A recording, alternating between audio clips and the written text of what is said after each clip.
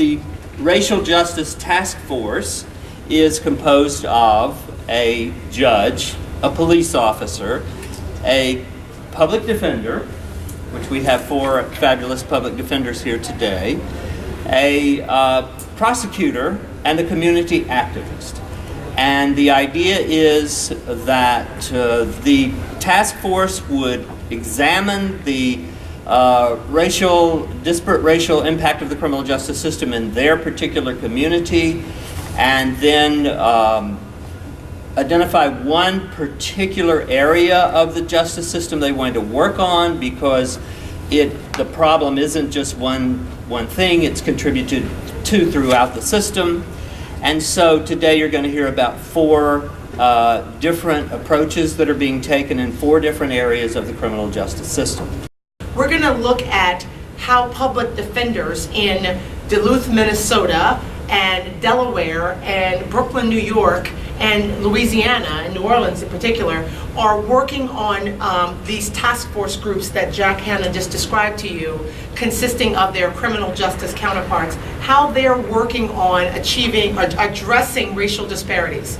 And so the challenge for this task force is a 2-year project. Year 1, the task force was supposed to identify some specific disparity in their criminal justice system with the police, the prosecution, with the court, with probation, parole, and then they would try to figure out what happened, what was the severity of the problem, and collect the data.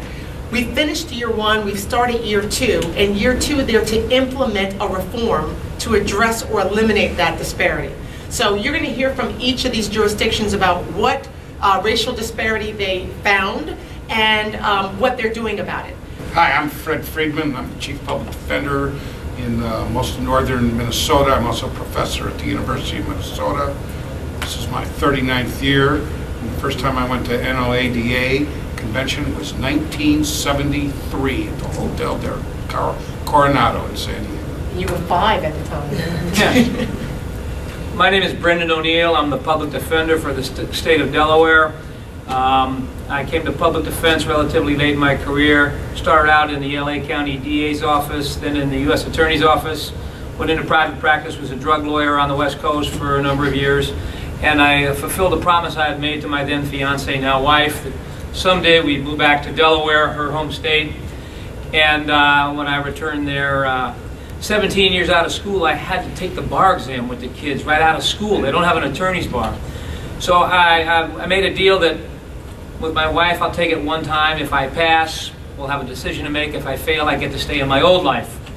So half hoping to fail, of course, ensured my success. I passed the bar, moved to Delaware, and then went to work in the PD's office. And a few years ago, the governor appointed me as the PD.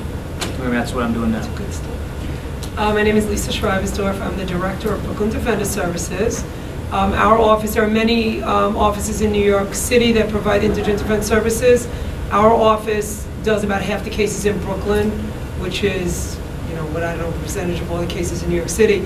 Just to, I myself, I'm very involved in NLADA. I'm on the Defender Policy Group. And also, I'm a member of the American Council of Chief Defenders, which is, all the chiefs from around the state. It's kind of actually a really exciting thing to be a part of. Just to get a sense of the numbers, because all of us come from really kind of different jurisdictions. In Brooklyn, just in Brooklyn, there's 100,000 arrests a year. So my office does about 38,000 of those. And we're just like a smaller office compared to like legal aid, which does a lot more. So. Good afternoon, defenders. I'm Michael Bradley. I'm the Deputy Chief Defender at Orleans Public Defenders. OPD is the sole defender for indigent people charged with criminal offenses in New Orleans.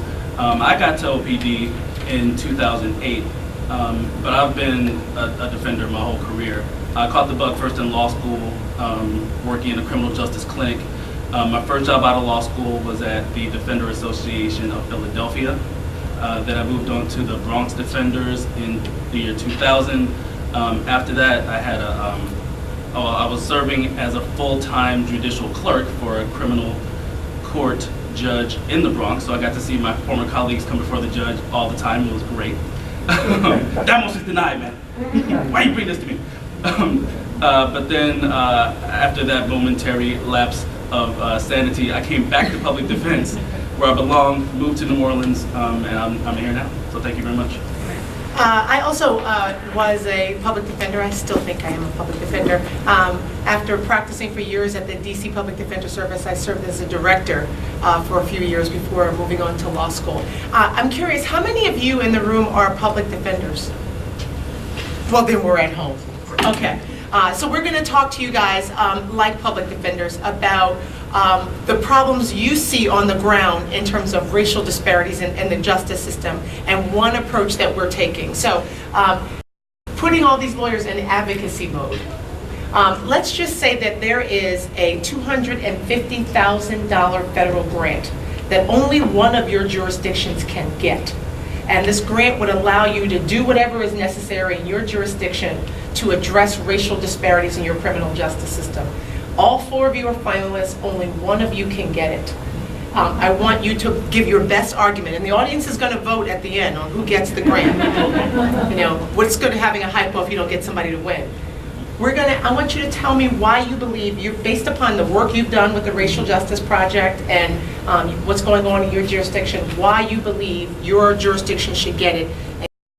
So, what you wanted to say is, so do we have problems? Absolutely. Do we have issues of discrimination? Yes. Our #1 group of color, far and away, is Native American.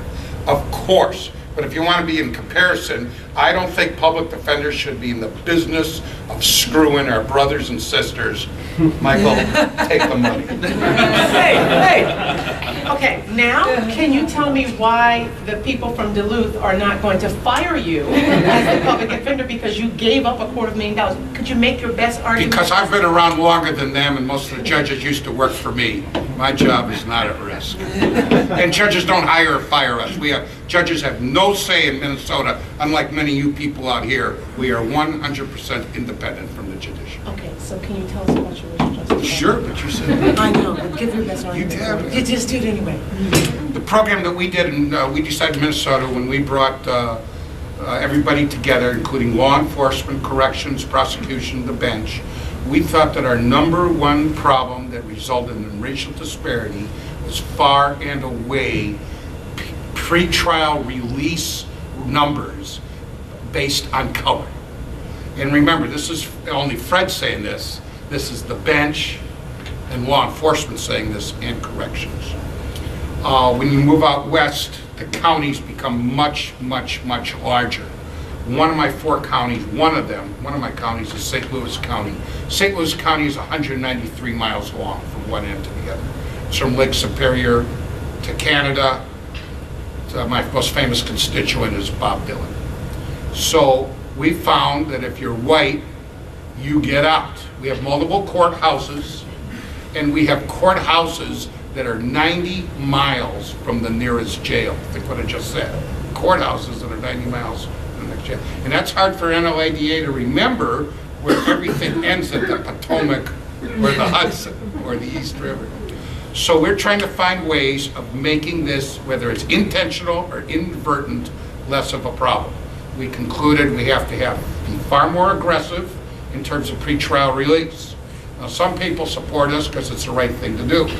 Some people support us because no judge wants to look grandma in the eye and take her house away because her grandson didn't show up. In other words, bail forfeiture. All right? A third reason that we get support from some quarters is people just naturally don't like bondsmen. And a fourth reason that we get support is just frankly money. The cost of pretrial detention for people presumed innocent is gigantic. Now, in just our judicial district, we will spend this year in pretrial detention of jails that are remote, because our jail is full.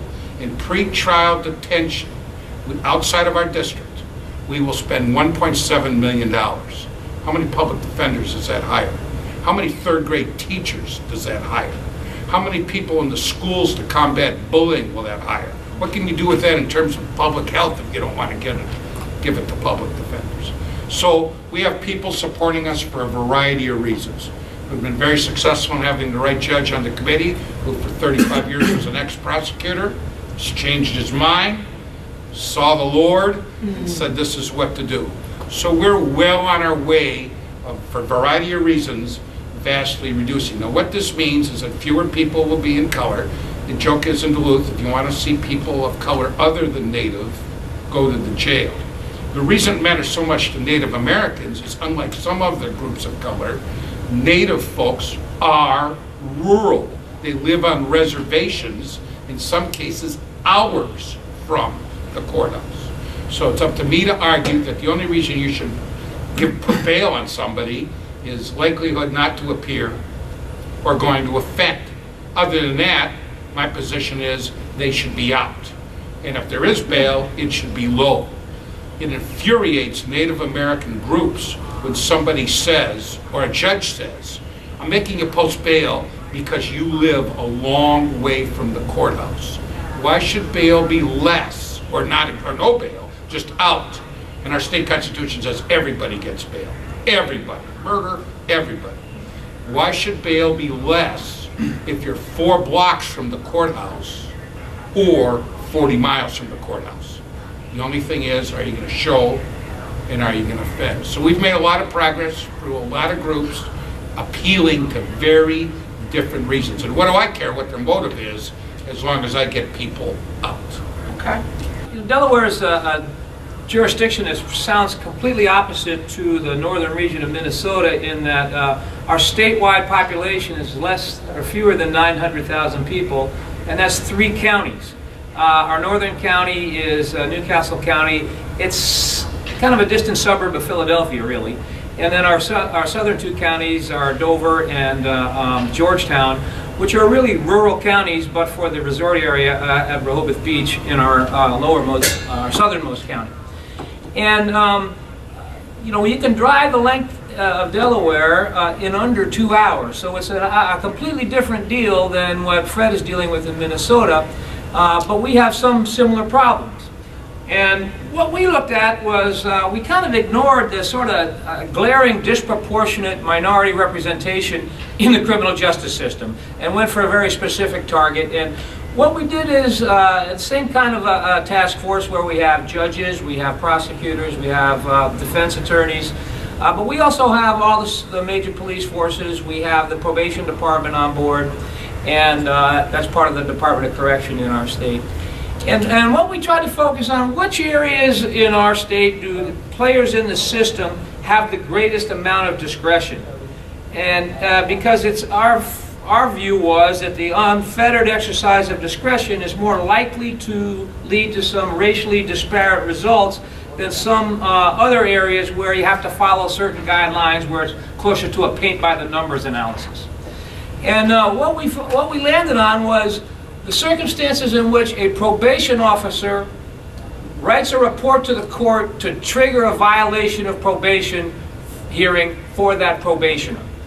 And in Delaware, 23% of the people in custody are there awaiting a probation violation hearing or have been sentenced following a violation of probation hearing. So that's a big number. It's almost a quarter of our incarcerated population are there because they're awaiting a VOP, violation of probation hearing, or they've been found in violation of their probation.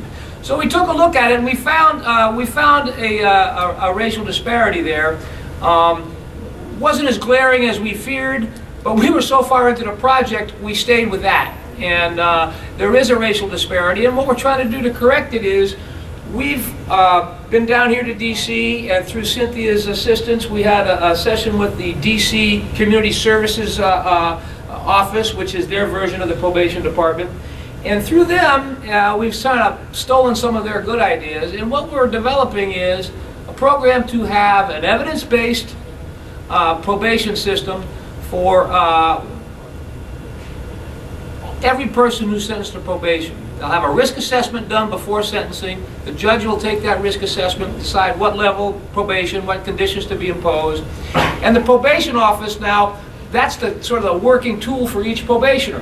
What's his risk assessment? We plug that into that person's electronic file, and then if that person is suspected of violating, the probation officer punches that in and he gets a range of sanctions that he can impose at his discretion. And that range of sanctions obviously has limits. if that PO wants to go beyond what the program suggests he does, he can do that, but he's got to speak to his supervisor before he imposes a sanction greater than the range of sanctions that this computer program is going to give him. And right now, it's in the planning stages. We're working on getting a risk assessment, and our difficulty has been really getting the Department of Correction, the probation department, to fully buy into it. They have a pretty big department. We have a lot of people on probation.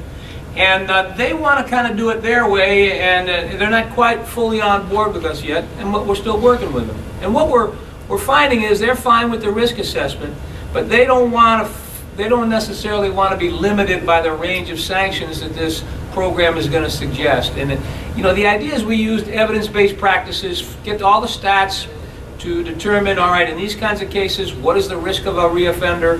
What can we do to try to keep them in line? What's worked in the past? And you know, in a systemic way, that kind of makes sense. But from a lawyer's perspective, representing the individual client before the court, I don't care what the system says. I want my guy here to get a good result and get back on the street.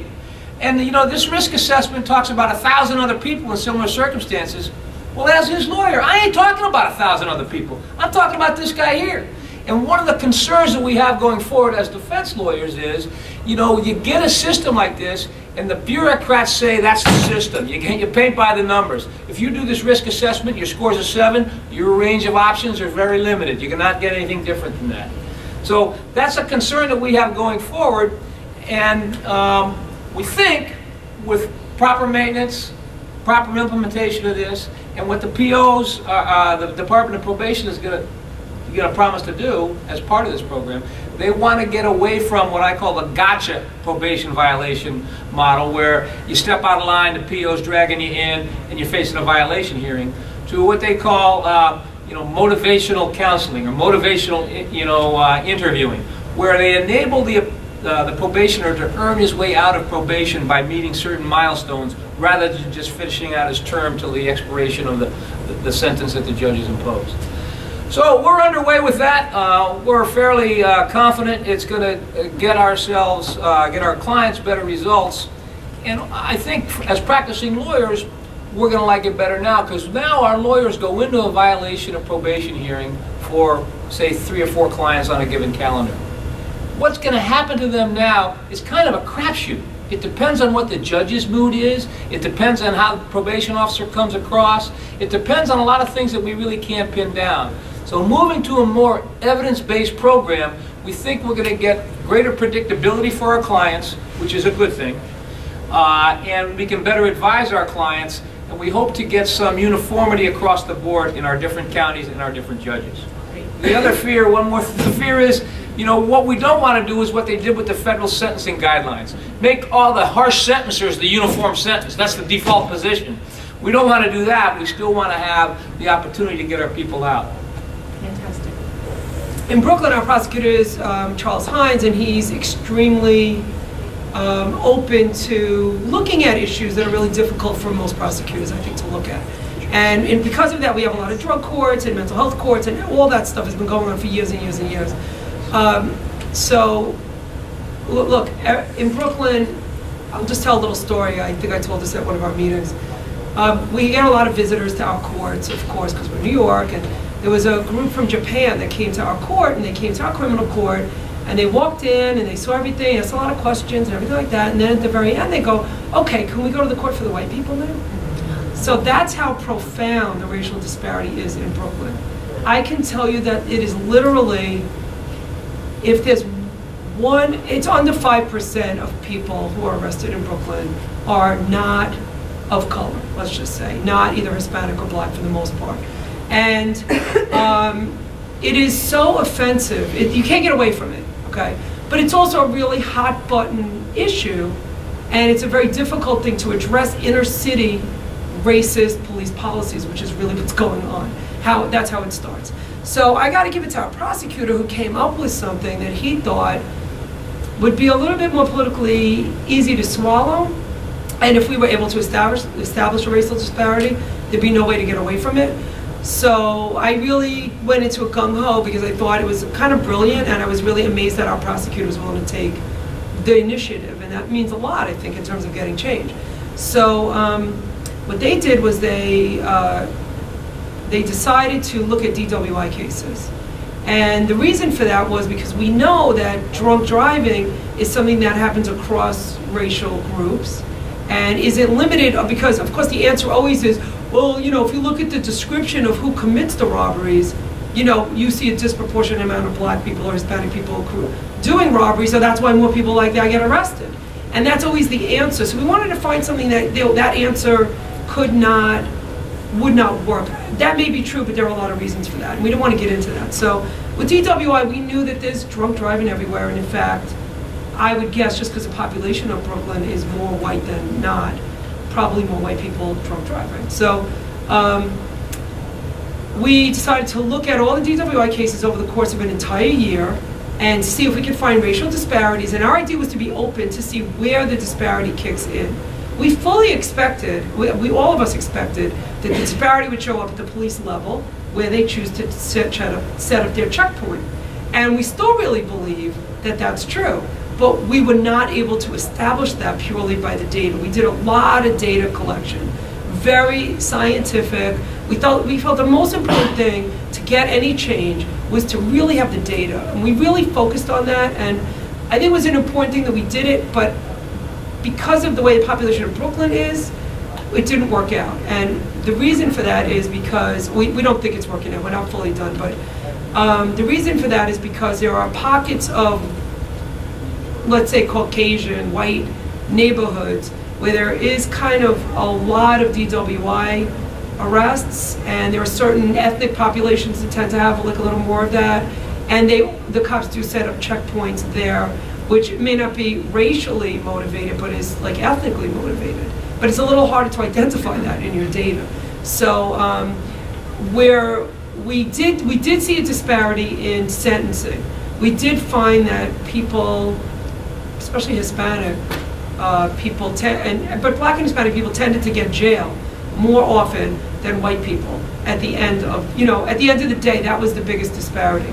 But the amount of jail that people get isn't very much, and there may be some other factors that are infiltrating that, and we're still trying to get to the bottom of it. So to talk about our project, I think I really just want to express, and maybe there'll be more time for that, but I really want to express that I think we could not get the police department to join in this project, even though it was being run by the prosecutors. And so we have a judge, we have myself, we have a prosecutor, but a very high-ranking prosecutor. We have a community activist, and we have a great group. And what I have found to be the most valuable thing, and I think you could take away from this, is the conversation started with, we all know there's racial disparity, and it went from there.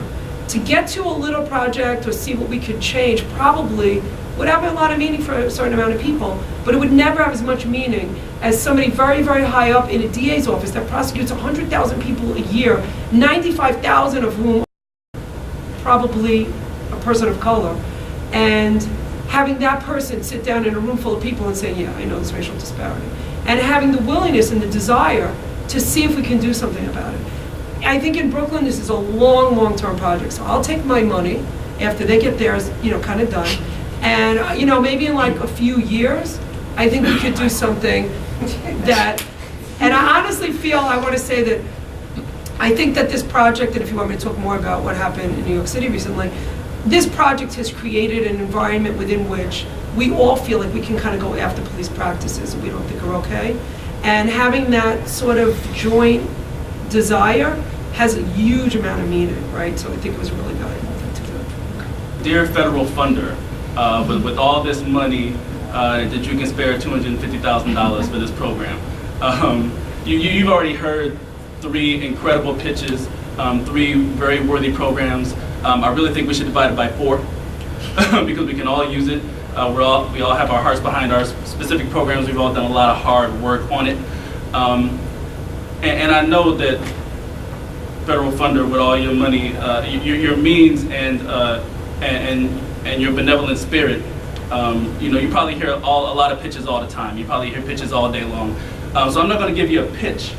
I'm just going to ask you a couple of questions, right? What if you could snap your fingers and make a difference in the lives of hundreds, maybe even thousands of people?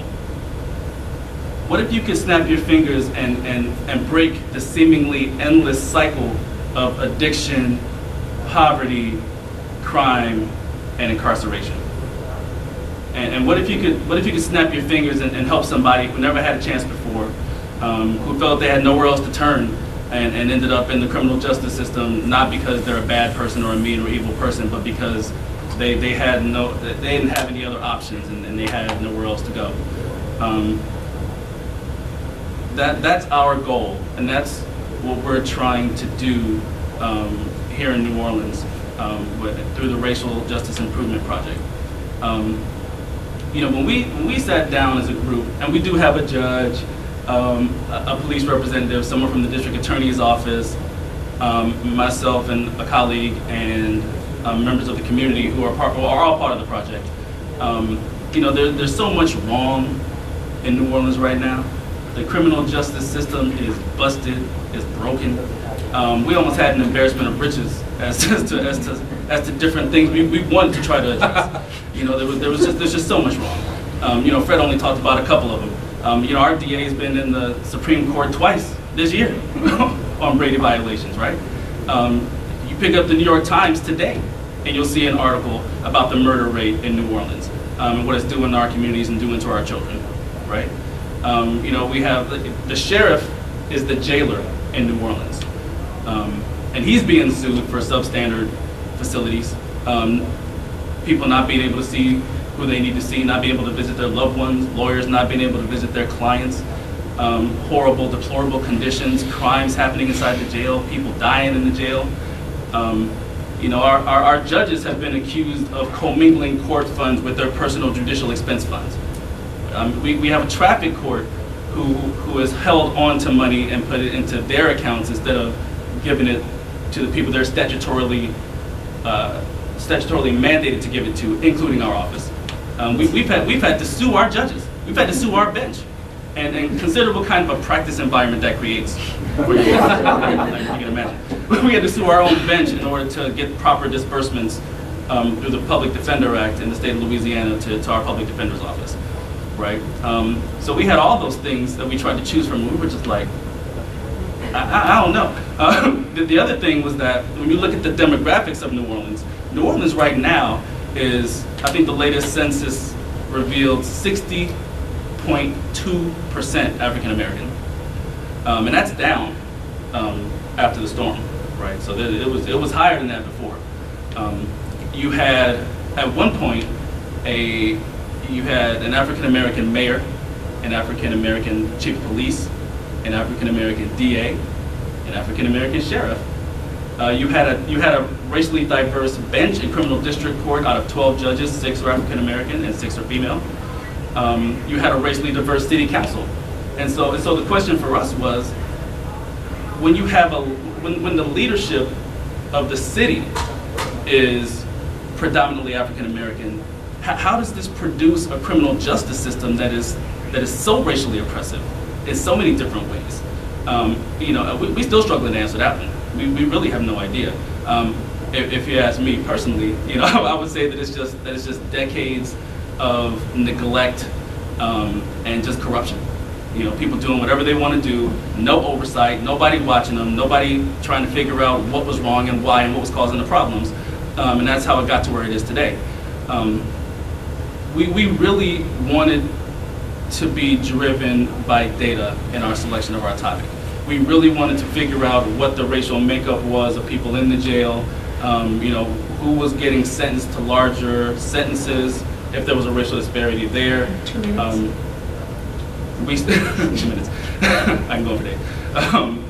And what we ended up, and basically we couldn't get any data because the sheriff, who's also the jailer, is in control of all of the data for the criminal justice system. Wasn't willing to give it up to anybody really. But what we found out coincidentally, because the sheriff wants to build a new jail, he had to let some numbers out there, right? And what we found out was that the length, once you hold constant for factors like criminal background, criminal history, charge, and financial status, the length of stay in jail in Orleans Parish Prison is 50% higher for African Americans than for other people. And why would that be? Why would it be 50% higher when you hold all those other factors constant? So what we decided was that the best thing we could do to eliminate that racial disparity that we could identify was to get people out of jail pre-trial, right? Reduce that length of stay by getting people out of jail. And the way we're trying to do that is through an enhancement of the current diversion program that's run by the DA's office. The initial DA representative on our task force wasn't really willing to work with us. He was literally the DA's spokesman. That was his title at the DA's office. He said, no one's going to mess around, and the DA's not going to want anybody messing around with his program. That's his baby. You guys aren't going to be able to change his mind or expand it or change the criteria. And we just kind of went over his head, right? We went over his head. With the help of Cynthia and guidance from the ABA, we were able to go over his head, talk to the assistant, the deputy DA, who was my counterpart at the DA's office, and the DA himself, talk to the director of the DA's diversion program and open that program up. They gave numbers and data to Cynthia. They used some of that technical assistance mojo, got some more funds, analyzed statistically that program, and found out that there was no racial disparity in the way that program was administered. We didn't want to take our clients out of the frying pan and into the fire, so to speak. We had to make sure that program was doing things the right way. And so we're concentrating on opening that program up, bringing it up to best practices and standards that are promulgated by the National Association of Pretrial Services Agencies, and just trying to get that program to help more people.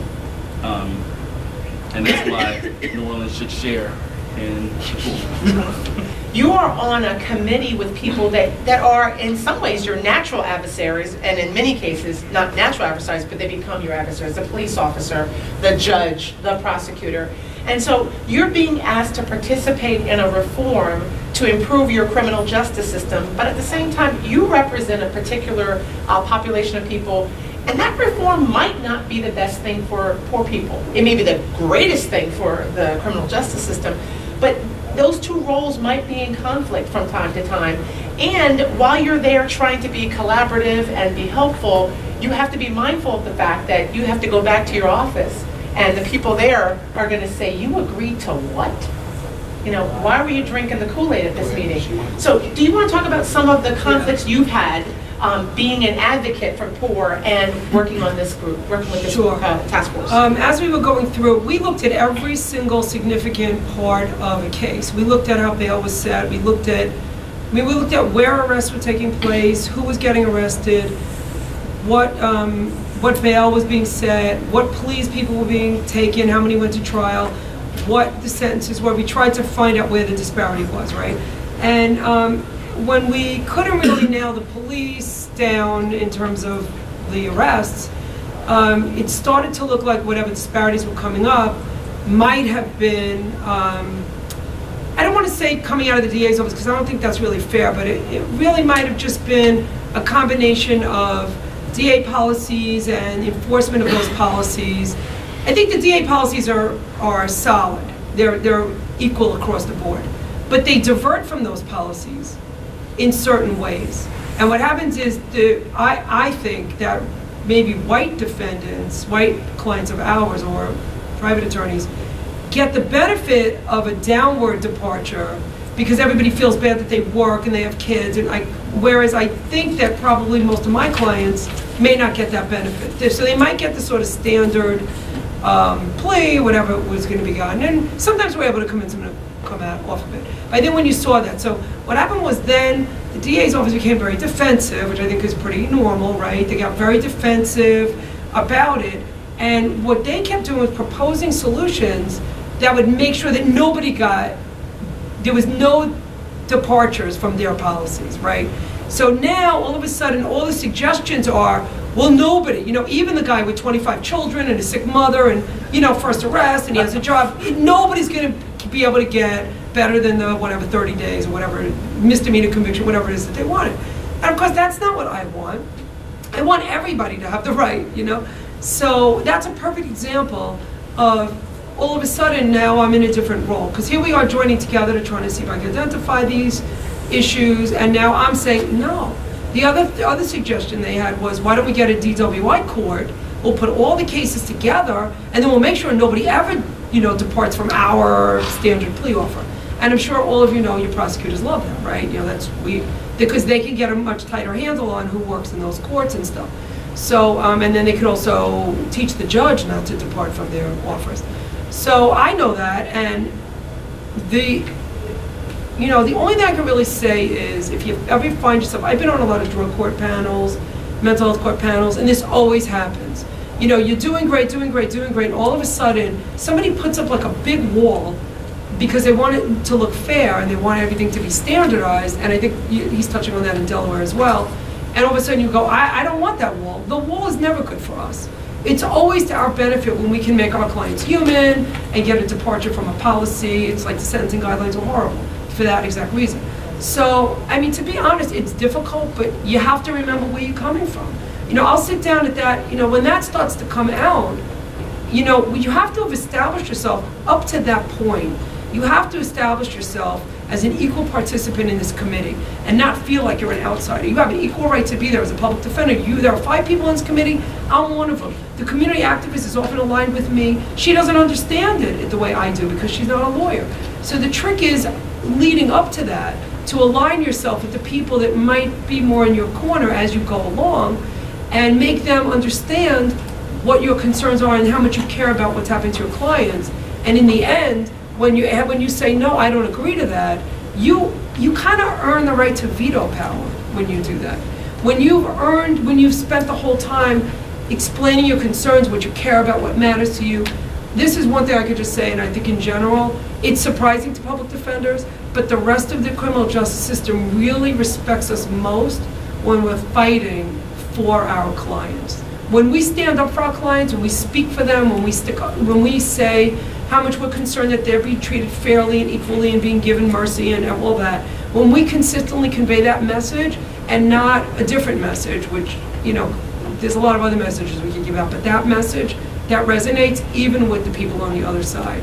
And when you say, no, I don't think that's going to be fair to all the people, especially in a project like this, they go, all right, well, then we'll have to find something else. And that's all you want. You know, you want to be able to not have to go back to your office and say, oh my God, now we're going to have a DWI court, I'm so sorry. Cynthia asked how you can collaborate without selling out your clients. You're not doing the best thing. Most people in here, I assume, are public defender managers. So I guess my comment after almost 40 years is this. You're in 4 boxes. You're with your clients in court. You got to advocate for them. You got to advocate for the people that work for you and with you. You got to advocate and work with and collaborate with other people, as we love to say, we are co-managers of the criminal justice system. And fourthly, you got to be in the box in your community. Everybody in your community needs to know who you are, who the public defender is. I see a huge difference, Cynthia, between collaborating, which you need to do, or between collaboration and concessions. Collaborating is good. Conceding is not. Something the gentleman on 1600 Pennsylvania Avenue might want to think about. Collaboration is good. Concession, not so much. The effective public defender is the person that finds new, pleasant, amicable ways to say no. And you can get what you want, make your point without personally insulting people. And that's my suggestion. Collaborate doesn't mean conceding. Okay. Well, a couple other things for Michael and Brendan. Along the way, I mean, you guys, both of your jurisdictions have made a lot of progress, but you've encountered some bumps along the way. This hasn't all been, we sat down, we agreed to do diversion, probation revocation, bada bing, we got the data, and boom, we discovered the disparity, we were on the way. Can you tell the folks here who may be thinking about this kind of collaboration, some of the obstacles that your task force, we'll start with Michael and then we'll go to Brendan, that you encountered along the way and how you all worked through them? You don't have to tell them what I did. I mean, just the task force stuff. I didn't do anything illegal. I mean, it just... No, and I blabbed too much during the pitch. I really kind of covered a little bit of this already. I think the main obstacle that we came up with was, you know, the whole point of this group and this task force and coming together was to have an evidence-based judgment and response and a deliberate selection of a topic that you could actually do something about and fix, right?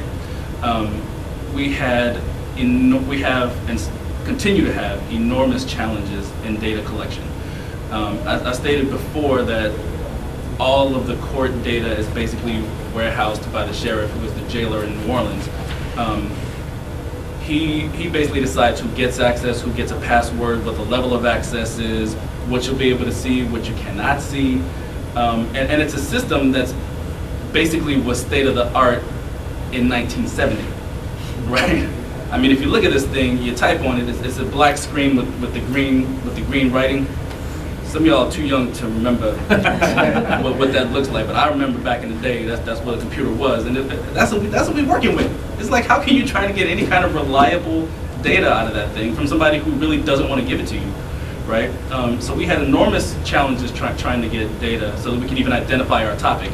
And, you know, listen, I mean, we really knew. We knew from our clients and we knew from our community what the racial disparities were. I mean, we really did.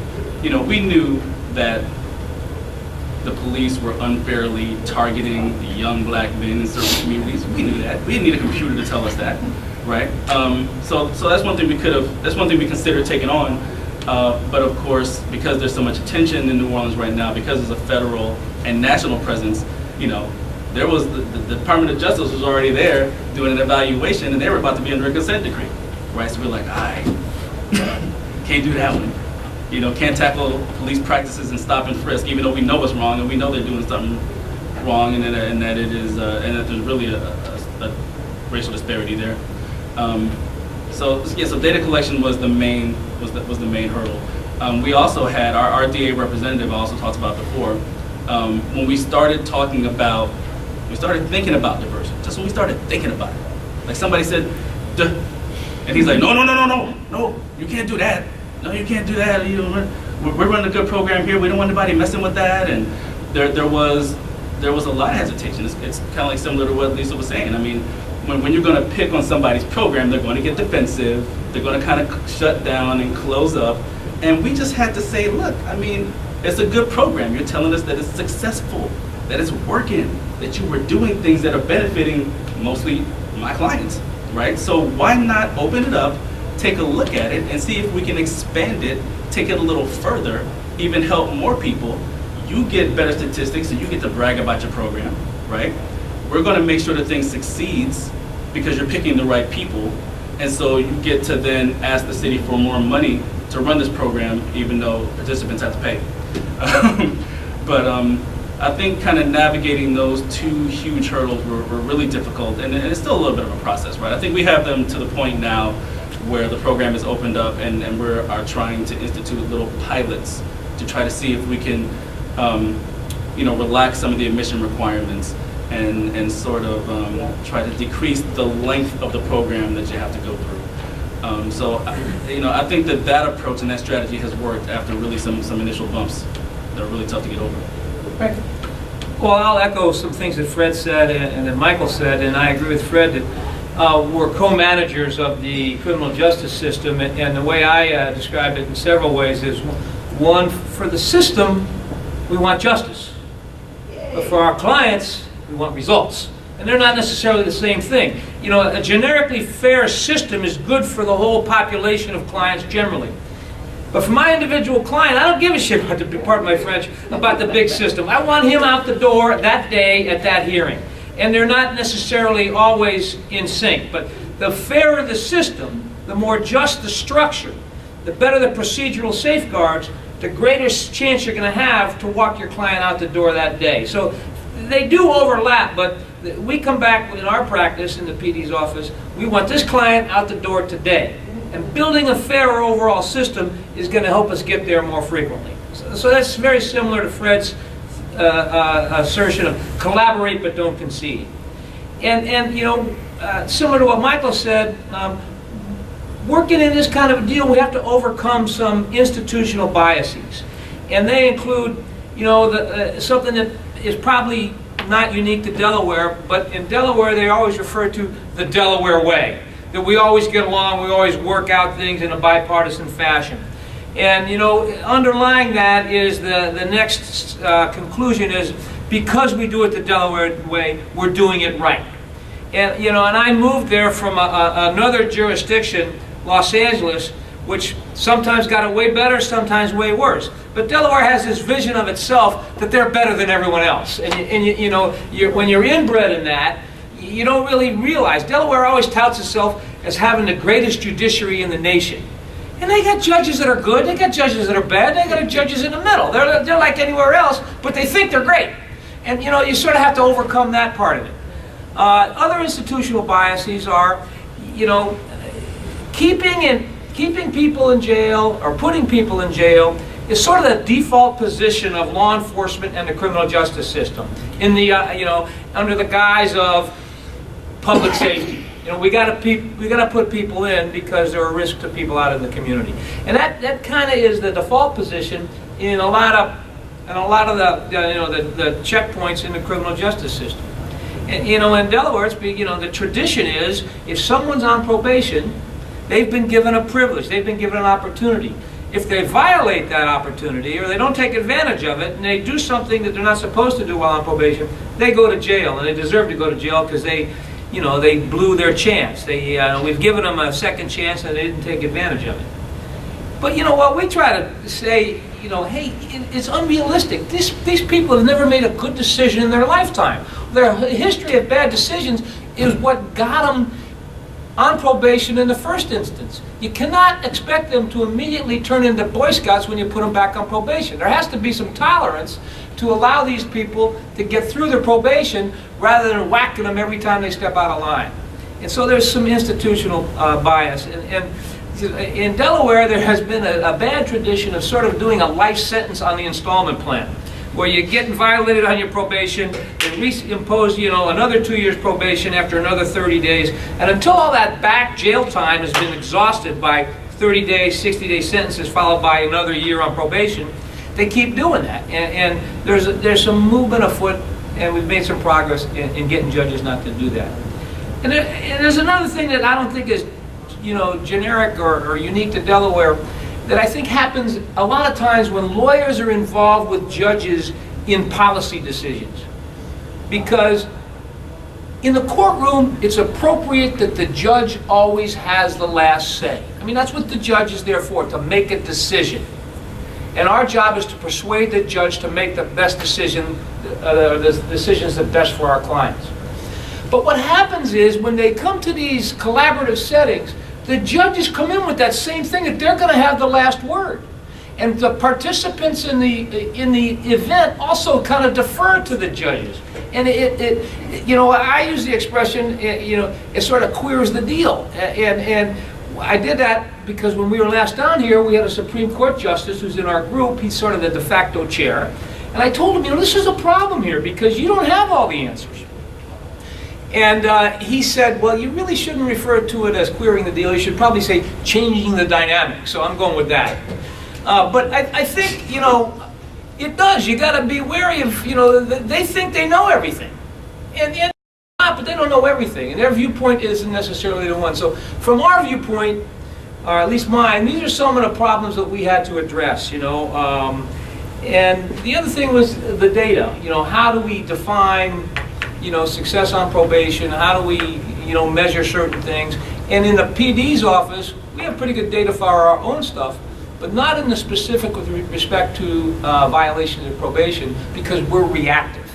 The probation officer institutes it, it goes directly to court, and then we match up a lawyer who goes to court on that Wednesday and handles the 5 or 6 people on that judge's calendar that are facing violation of probation hearings. So we're not part of the process that institutes the whole thing. We're showing up for a violation hearing, and most of them get resolved by plea, some get set for hearings, some get, you know, dumped, but the data collection was in the hands of someone else, and they haven't been overtly resistant, but we had to go some distance to get them to cooperate, and I think we're getting there.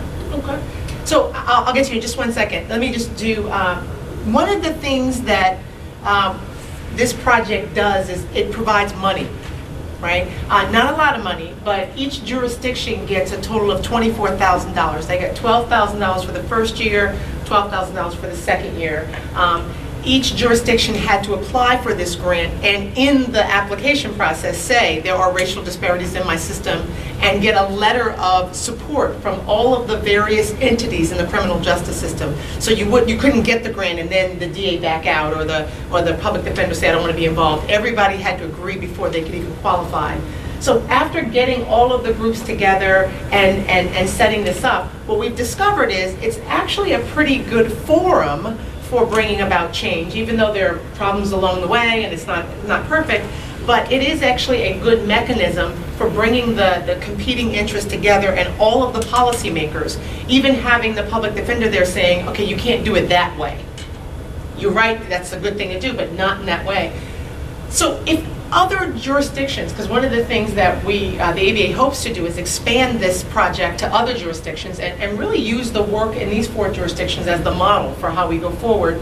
If other jurisdictions would be interested in this, what are some of the lessons learned? We've talked, you don't have to repeat the ones we've talked about, along the way. What advice would you give to other public defenders who are saying, you know, the prosecutor, the judge, they've come to me and said they want to start a racial justice task force. I know you guys had one.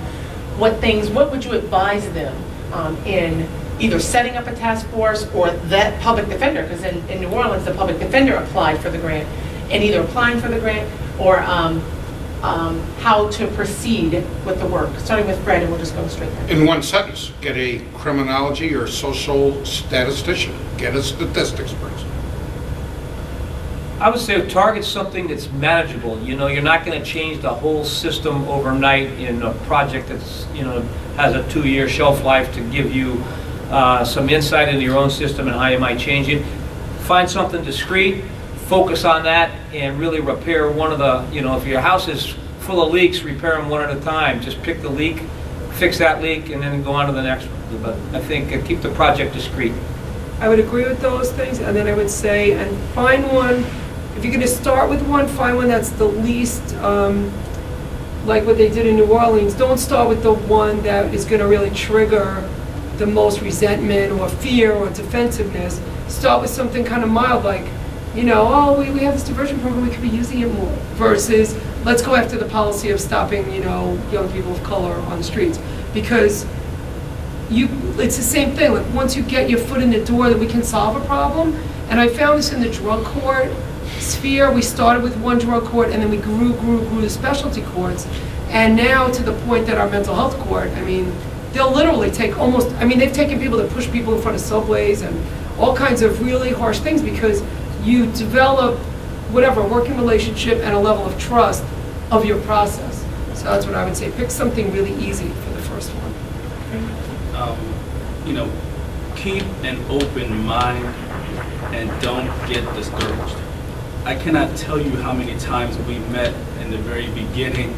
You know, we got frustrated, we couldn't find something that we could agree on. You know, we kept our minds open, we kept working on it. It's going to take some time. You're not going to have the perfect thing right off the bat. What you start off on might not be where you end up. And, you know, just keep the lines of communication and have a real working collaboration, and just create an environment where people are able to really share what they really think, you know, and like we've been saying, you know, don't concede. You have to continue to be an advocate because you have a job to do and you have your client's interest to protect. But just go into it with the knowledge that you're going to have to roll your sleeves up and just get to work. You know, one of my favorite quotes from Thomas Edison, and I know I'm going to get this wrong, but he said something like, I have not failed, I have just found 10,000 things that do not work, right? If you go into it with that kind of an attitude, you know, and yeah, they're your adversaries, you know. I'm gonna fight with you over emotion tomorrow, but today we can sit and talk about this thing that's going to benefit the criminal justice system as a whole.